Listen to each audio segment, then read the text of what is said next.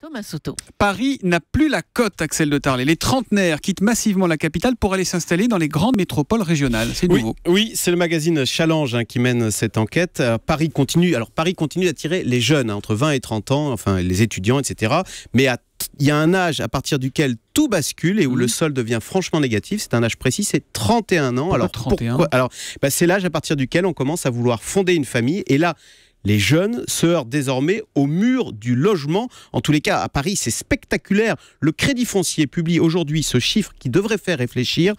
Sur la tranche d'âge 30-35 ans, il n'y a plus que 7% des ménages, 7% qui peuvent s'acheter un bien immobilier qui correspond à leurs besoins. C'était 32%. Ça ne veut pas dire 7 qui achètent, 7 qui peuvent acheter. Voilà, et c'était 32% il y a 15 ans. Donc Paris est devenu inaccessible pour les trentenaires. Alors il y a bien la possibilité pour eux de s'installer en banlieue, mais là, les transports fastidieux et longs jouent le rôle de repoussoir absolu. Et donc c'est pour ça qu'ils vont s'installer ailleurs, loin de Paris ? Exactement, passé 30 ans, en tous les cas, on rêve de quitter Paris.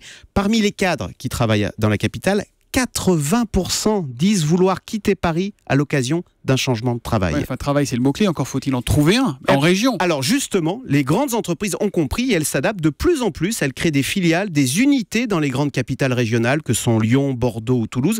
L'INSEE note ainsi que l'emploi progresse désormais plus vite dans les régions du Sud, Rhône-Alpes, PACA, Midi-Pyrénées, dans les régions de l'Ouest, Aquitaine, Pays de Loire et Bretagne. Dans toutes ces régions, l'emploi est plus dynamique qu'en Île-de-France. Et donc quoi, vous nous annoncez la fin de Paris, la désertification, on n'en est pas là quand même. En tous les cas, c'est probablement la fin de l'hypertrophie parisienne qui représente aujourd'hui 25% des emplois en France. C'est trop, c'est beaucoup trop.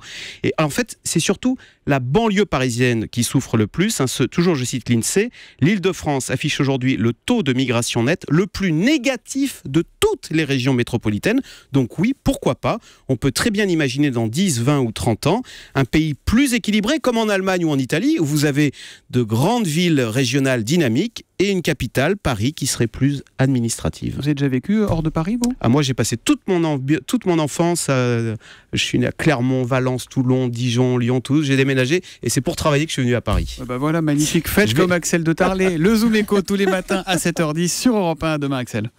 Le Zoom Éco vous a été présenté par